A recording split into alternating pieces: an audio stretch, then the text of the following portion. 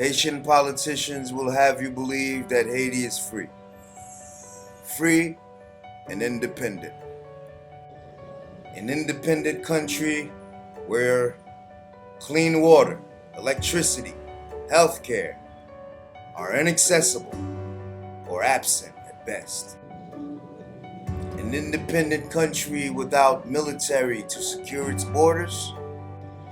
An independent country which depends on the social, political, and economic policies of America, IMF, and its World Bank leaders.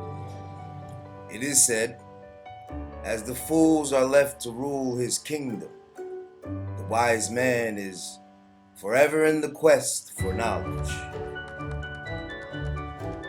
Today, the Haitian population are asking for the resignation of all bow tie, necktie wearing niggas. They continue to move our people in the wrong direction because they have been led astray. Ladies and gentlemen, you must pay attention to the signs and symbols. See, some of you are not aware of the history of the necktie, the bow tie, the cravat. So if you will allow me to turn back a few pages in history, more than 1,000 years ago, so I can point out the general, the first emperor of China, Qin Shi Huang, and his terracotta army. Believe it or not, life-size replicas of his troops were later discovered. Sculptures depicting the soldiers with what we would call today a neck cloth. And this is the earliest introduction to the necktie. So historians agree that the earliest history of the neck cloth is approximately 2010 BC. Now we find this neck cloth. It resurfaced again in Europe with the likes of Louis XIII. Among the elites, this neck cloth became a trend in Europe. So we can say that this neck cloth was a symbol for affiliation.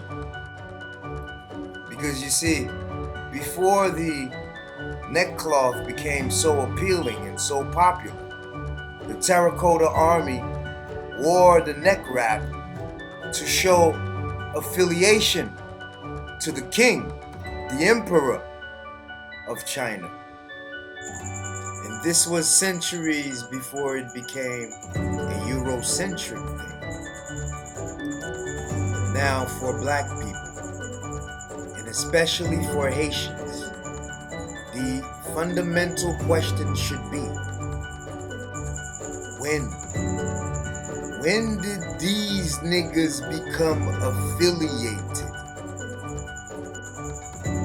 Now ask yourselves, who convinced these niggas that they were part of the European Brotherhood? Hey, Lord Black, man, what's your angle, nigga? You know the man is watching. Nigga, what's your problem? You trying to cause division. You ain't gonna win trying to talk that black power shit, nigga. You need to sit your ass down. But you see, my friend, I'm from a different breed of niggas.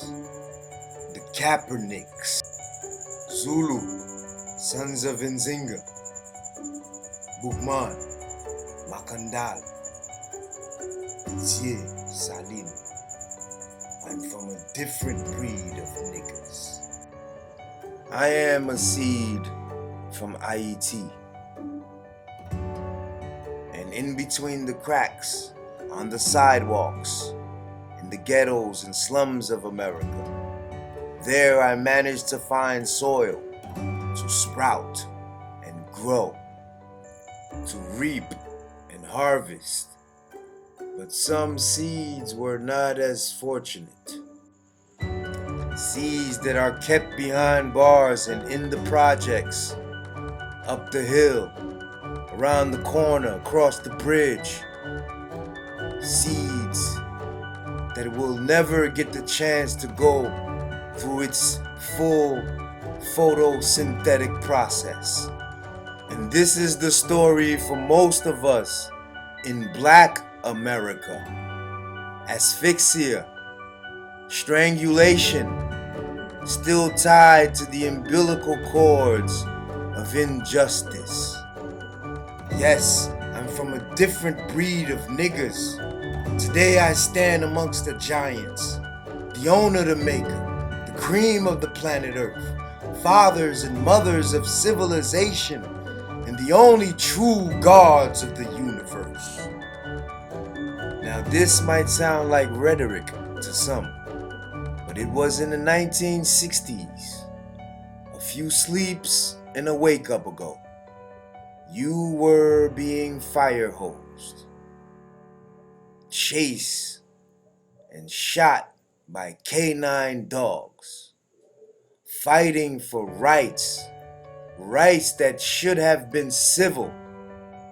So now the fundamental question arises again. When? When did you niggas become associated? What is your military rank? Who is your general, nigga? Who pays your bills? You see, ladies and gents, a little black boy is never comfortable in a necktie.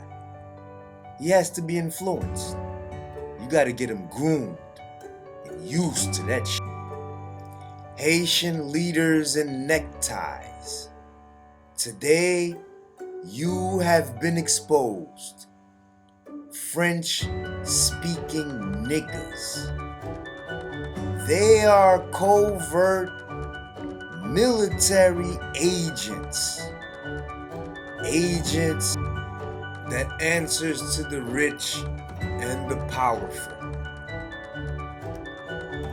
Today, Haiti is in dire need of a Rosa Parks, for she is still riding in the back of the bus, still fighting for rights that should have been civil.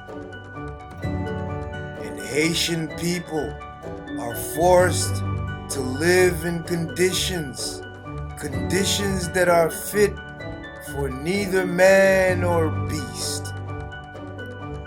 Ladies and gents, I must point out that there is a mental blackout in Haiti. And perhaps this darkness is the veil that prevents our people from seeing things for what they really are, not what they just appear to be.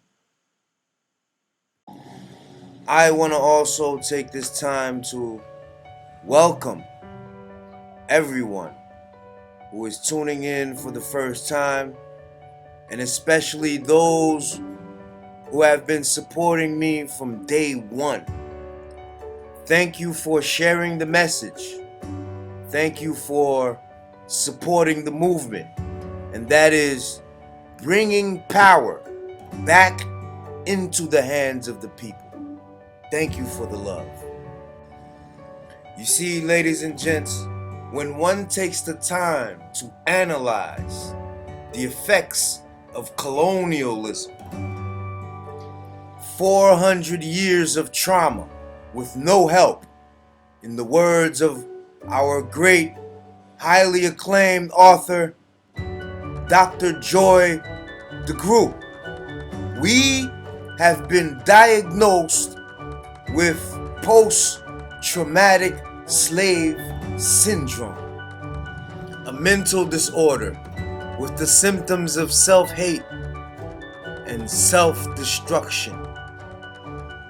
And digging beneath the surface of things, there you will discover that the suit and necktie is strictly a casual military attire. War gear, my nigga. War gear. Now, bear in mind, the President of the United States is actually the Commander-in-Chief, 5-star general. But the President is almost never seen in fatigues. He chooses the tailor-made suits and necktie. James Bond, Secret Service, but armed to the teeth. The only difference is that their main weapons are deception, coercion, and manipulation. Now, whether it be religious, the academic sector, government and private institutions, they occupy posts that are strategically military. For what purpose, you ask? Well, to colonize and to continue with the agenda. So we should understand by now that the suit and necktie nigga, no matter the level of success, will always have to answer to a higher power. And if you pay close attention, ladies and gents, as soon as the necktie nigga is no longer needed, the process of elimination begins by first assassinating his character. Using the tools of entrapment, this necktie nigga will either be punished with terms of imprisonment, or in the case of our president, Jovenel Moise, fatality. And when the necktie nigga finally realizes that he's expendable, he suddenly remembers where he comes from and that he is black. But he becomes aggressive. He starts making foolish threats. He goes almost senile. He will start pointing fingers and try to reveal the secrets of his master. Now, pay attention, my people. If you even blink, you might miss it. All of a sudden, the necktie, the cravat, the bow tie will come off. Now, what I want to make absolutely clear is that I am not an enemy of white people. And I am not as foolish to believe that violence and war is the absolute solution. But this should be served as a signal for the architects of the Haitian Holocaust, a reminder that you have not managed to fool all of the people. Today, the sons of Napoleon continue to wage war and havoc. But so too, negg-lari, the Maroons, the sons of Sosyal, will continue to fight and rebel against it. It is also quite evident today that your humanitarian aid has caused more harm than any good. And from now on, your economic hitmen no longer be allowed to hide behind diplomatic passports and non-profit organizations. And perhaps it is because our necktie Haitian representatives have not made or even attempt to make any arrangements to train public workers to industrialize and bring new technology and computerization? Or is it because the black majority has been excluded from politics and that the only ones that benefit from economic policies in Haiti are international actors?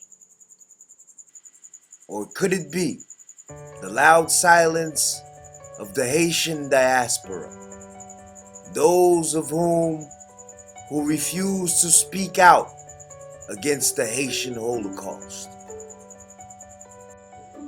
And if the language of the Haitian people is somewhat unbefitting or difficult to understand, then I will take this time to properly translate and relay the message of the people. Lile pou bat zelu. Lile pou bat zelu. Meaning, it's time for you to flap your wings. In other words, you have overstayed your welcome. It's time for you to get from around here. Get from around here. And this is what the people of Haiti have been trying to tell you for over 200 years. Thank you very much, but your help is no longer needed. In fact, the Haitian diaspora is more than capable of raising Haiti from its kneeling position.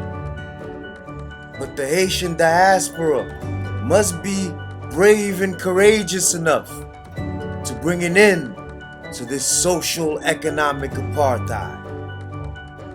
Yes, Haitians who are scattered abroad, you must understand that you have an obligation to build, to create a sustainable infrastructure that will last for generations to come.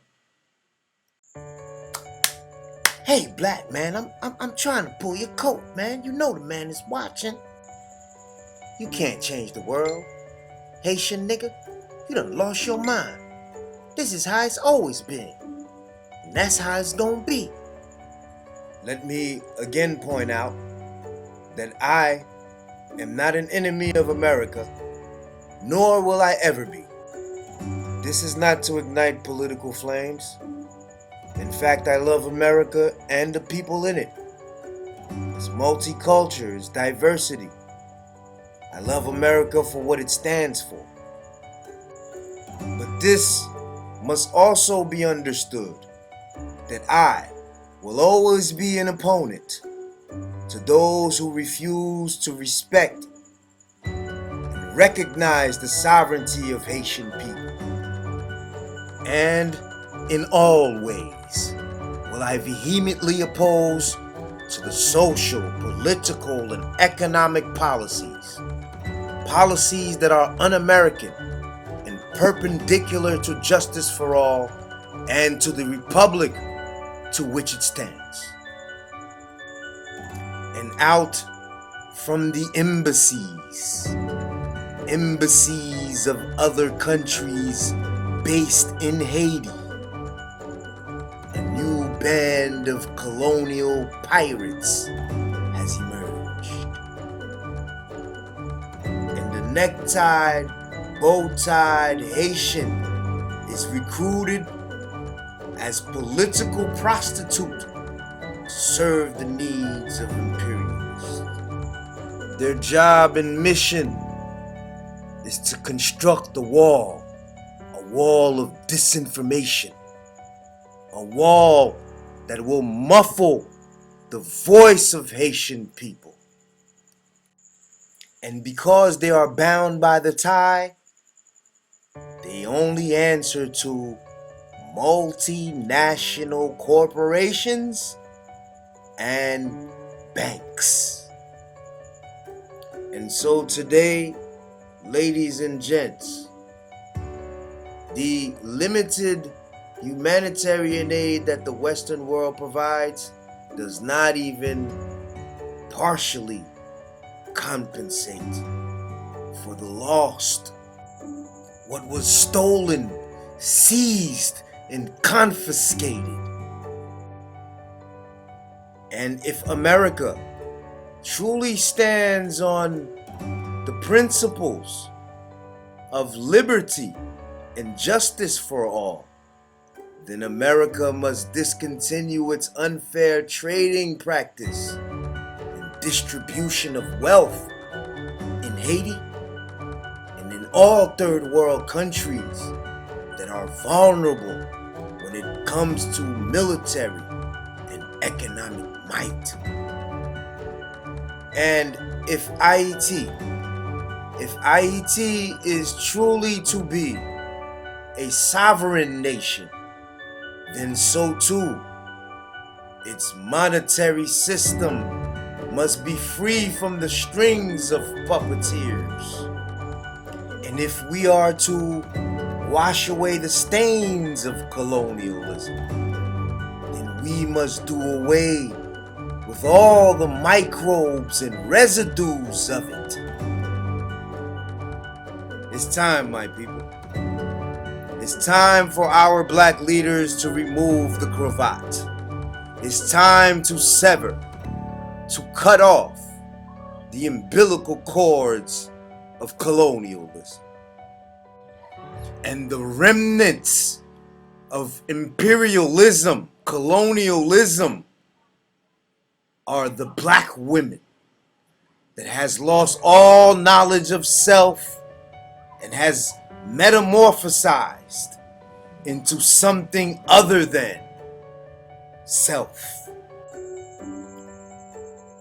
And since the black man has failed to build a sustainable home for the black woman, today she is still a servant, a housekeeper, the best secretary.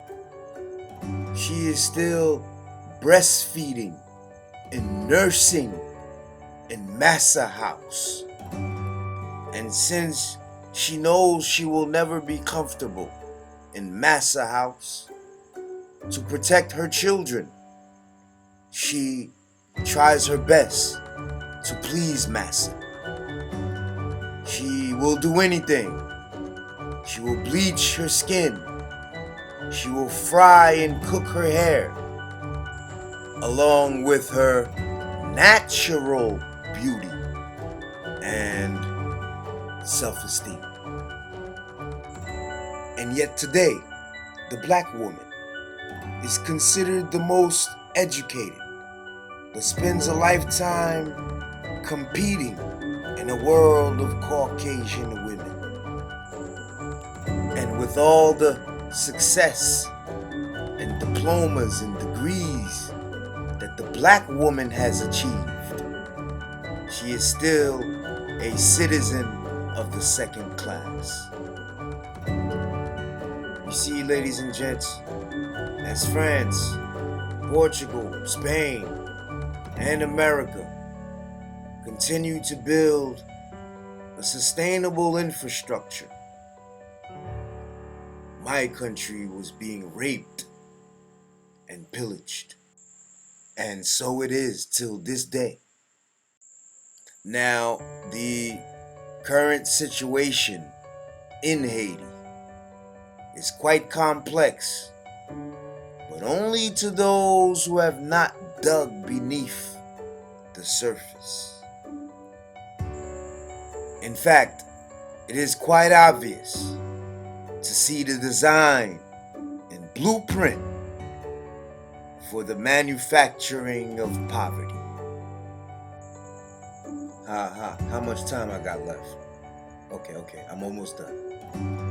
You see, when one reference the name Haiti to imperialist, Haiti signifies the ultimate ass whooping, humiliation, and the excruciating thoughts of defeat by barefooted African slaves. And the powers that be, for centuries, have tried so hard, has worked so diligently, day and night, to eliminate, to assassinate, to erase, to bury the true history of the savior of mankind. But the Haitian people will always cherish the memories of Toussaint Louverture and Jean-Jacques Dessalines, to whom all praise is long overdue. But this should go out to the Haitian diaspora, especially those who have become so comfortable being domestic servants for other countries. For those who have been working for more than 30 to 40 to 50 years, it is time to come out of those factories now. It is time to take your money, your retirement fund, out of those banks, to come home, rebuild your country. It is time now to come, take, and claim your shit, like the gold mines that the Clinton Foundation has been exploiting and digging and digging and taking for over 20 years. Wait till I tell my niggas that we got gold out here and they don't need to hustle no more. All they need out here is equipment so we can exploit our riches. Wait till I tell my niggas that we have enough resource to not only support the Caribbean islands, but also our brothers and sisters of Afro-America. So now it is up to you, the Haitian diaspora, to make the ultimate sacrifice. It is your responsibility to introduce the new technologies, to industrialize and draw the blueprint for a sustainable infrastructure. Because it is the Haitian diaspora that has the economic power that will not be used against us. And if we are to come out of this shithole that we have dug for ourselves, the sons of Napoleon should never be allowed to sit on the throne of Louverture. They now wear the garments and the crown of the emperor of the kingdom of Haiti. Today, if you are Haitian, you should ask yourself, why should America and France, who have kept their knee on our necks for over 4 centuries, why should they want to help you?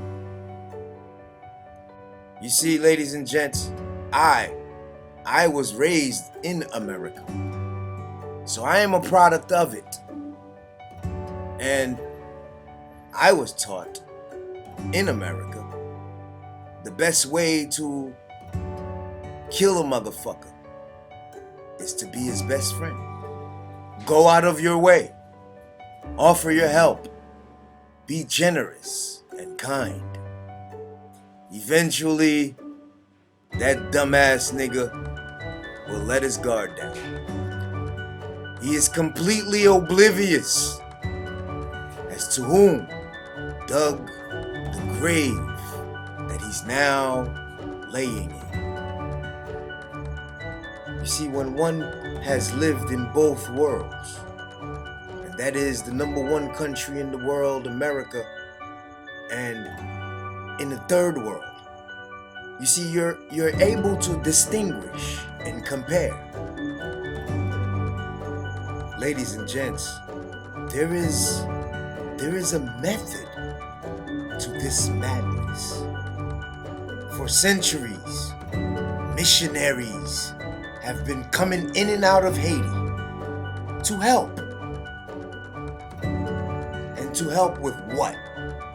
To help demonize, to help Christianize, and to help colonize. To help with what? And since statistics has it that 85% of the population is considered illiterate, we can cross out education. Okay, let's see here. We can go on and cross out food, clothing, shelter. What else? And since you think we're right here in the backyards of America, we should have electricity, clean running water, a sustainable infrastructure. Let's see. Nope. Check. So what are missionaries doing in Haiti, you ask? Well, I'll tell you. But what you must first realize is that this machine, this beast, is primarily ruled and controlled by two forces, and that is military and economic force. Pay attention now. The economic force is, of course, the World Bank and the International Monetary Fund, IMF. Now, their job is to ensure the transferring of wealth from the poor to the rich. And the military, the global police, are here to only protect the establishments and institutions of the rich and powerful. And to maintain this global power, the United States would use these non-profit organizations for easy access, a backdoor for covert operations. And they would come in as priests, advisors, and teachers in universities. And the reporters would come to Haiti, and at the expense of Haitian people would do a few weeks in Haiti at the best resorts, and would go back home to write books about Haiti, how fucked up Haiti is, when in actuality these non-profit organizations are actually the most profitable. You see, ladies and gents, after 1806, it was forbidden to even utter the names of Louverture and Jean-Jacques Dessalines. Because if the true story of the mighty Haitian people is ever revealed in universities and schools, then the global uprising and the insurrection of the now enslaved black world would be inevitable. And this brings us back to the Necktie Haitian. Those who desire to integrate with those who aim to segregate. many decades before he was given the puppet role as president. President of the most powerful nation on this planet. Joe Biden, a savage beast of the Caucasus Mountains. A snake of the grafted type. You orangutan looking motherfucker. You see, Joe Donkey Biden always thought that the world would be better off with Haiti along with its people drowning deep beneath the ocean. And from the outside looking in, with all the wealth and military power, one should wonder how a man that is so spiritually poor in nature attains the leadership role of commander-in-chief. Ladies and gents, we must not forget that the first rule of nature is self-preservation.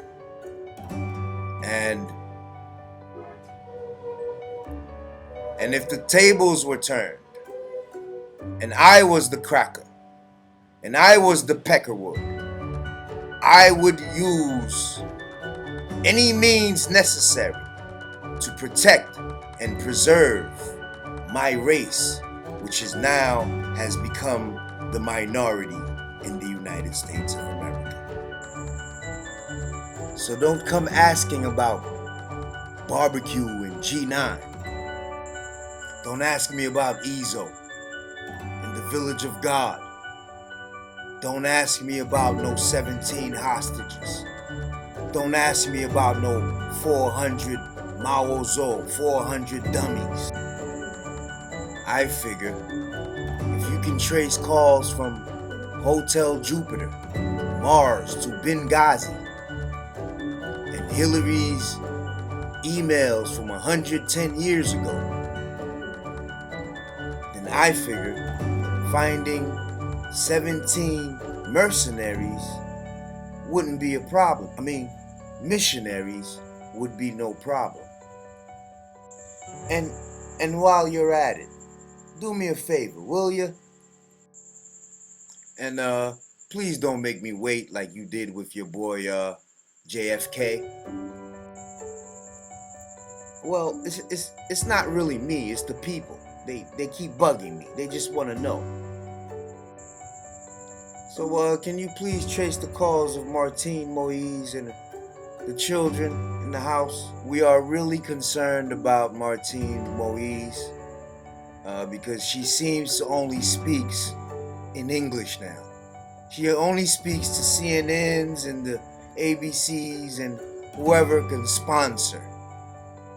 And every time the man forces her to speak, her story seems to be updated. So we want to know. And to conclude, ladies and gents, the time is up. Okay, I may have to do a part 2 on this, depending on how the message is spread. And if you guys share it and send the likes and make sure this message gets out to the people. We do a lot of finger pointing, but we never speak about the solution. And there is a solution to this madness. We create a new life, a new value system, and then we live it. But first, we must get rid of these sock puppets, these necktie niggas. And on the Haitian national flag, the ancestors left a message for black people, especially Haitians, because the ancestors knew that the sons of Napoleon would eventually return to seek revenge from that ultimate ass whooping. And eventually, Haitians would have to unify and unifying the black nation would be the most difficult task.